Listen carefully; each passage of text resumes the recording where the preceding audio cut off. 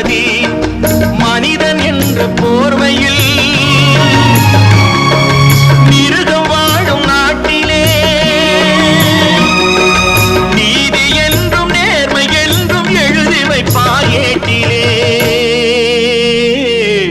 எழுதி வைப்பார் ஏட்டிலே